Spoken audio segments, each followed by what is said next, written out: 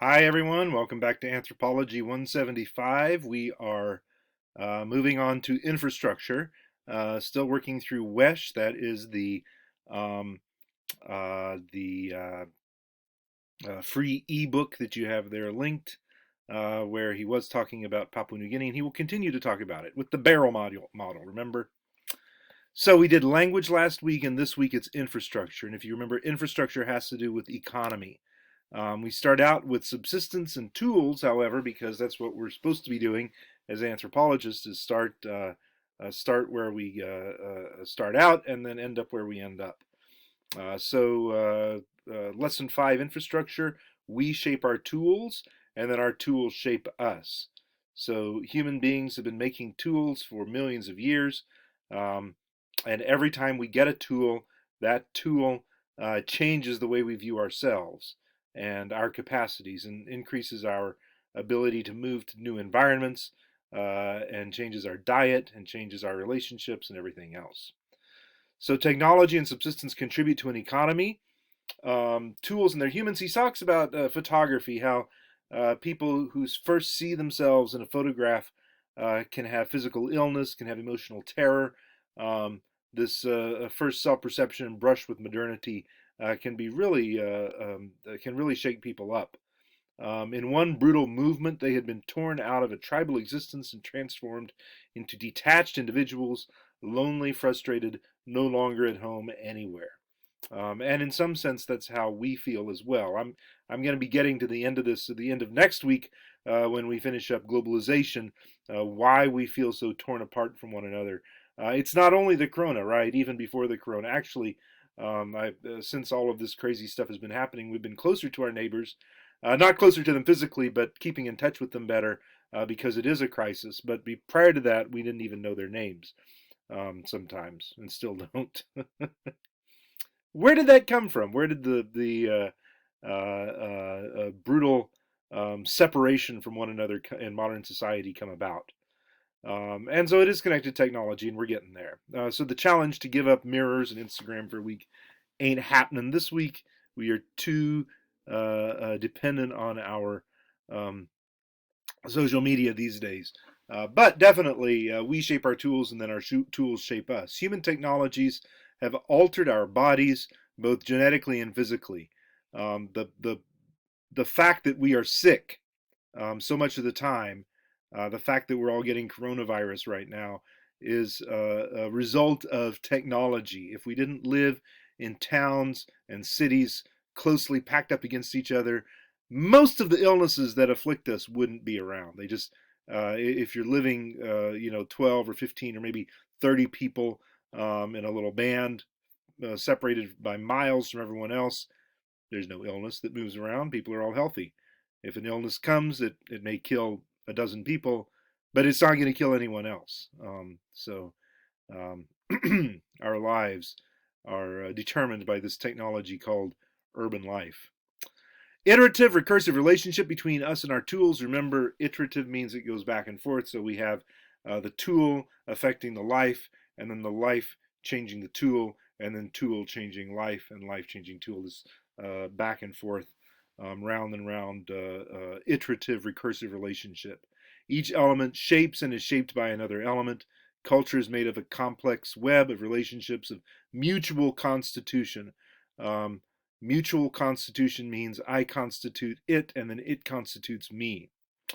This results in entanglement, as Wesch says. Entanglement results when one technology requires or strongly influences the adoption of another technology. And his example is giving people clothes to wear, because nudity is condemned in the Bible. And so, as a result, when Christian missionaries went about and encountered people not wearing clothes, they would try to get them to wear clothes.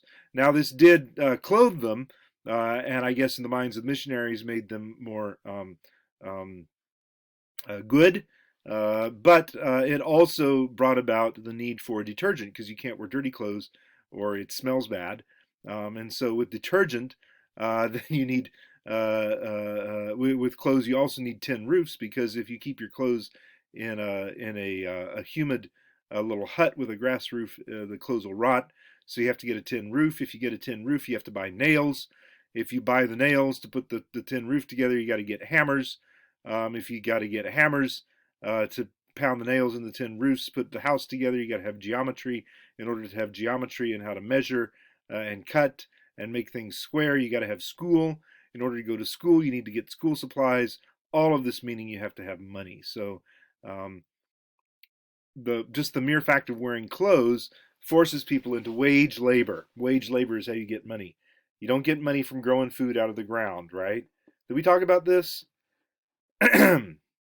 If we are subsistence farmers, we grow our own food out of the ground.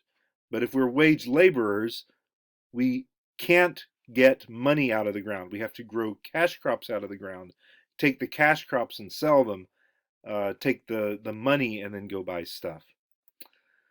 So it totally affects our lives. The example is the houses prior to 1930 versus after 1930 in Middletown. If you drive around Middletown and look for front porches, you'll see them. This was known as the family room, right? We have family rooms now that are interior, that have big TVs in them.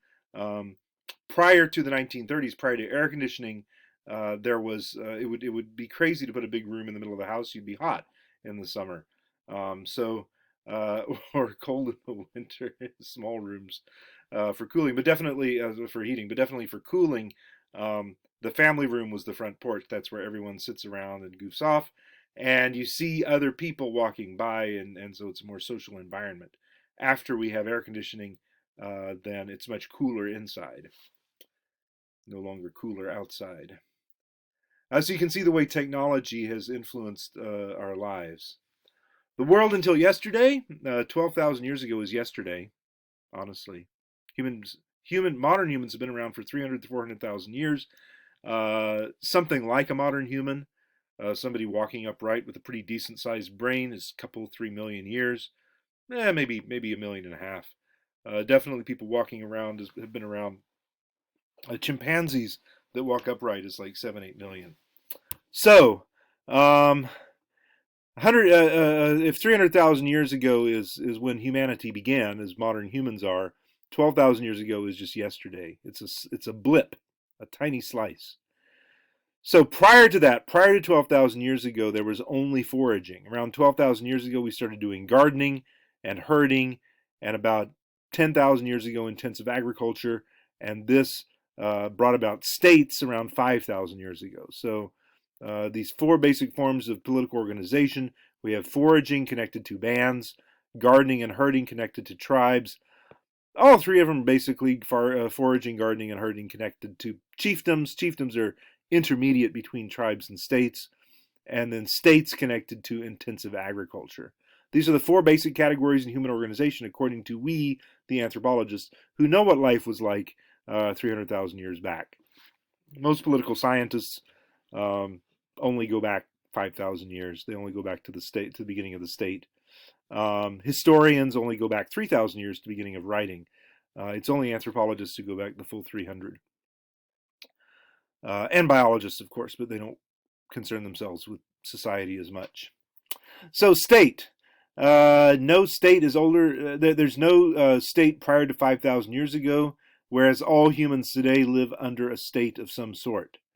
We start at the top here because this is where we are. Politics are coercive in a state. Coercive politics, social stratification, we have hierarchical classes or castes. Let's see coercive. What does coercive mean? It means a state can make you do things that you don't want to do.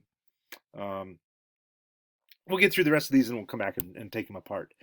Hierarchical classes or castes, that means people have more power or less power, more wealth or less wealth. Economy, intensive agriculture or industry, industrial agriculture, etc. Population can be large to very large. Of course, India and China both have around 1.5 billion people. And then the territory is clearly controlled, and there's private property rights. So people own land. Okay, coercive politics. Let's pause here and come back for the coercive politics.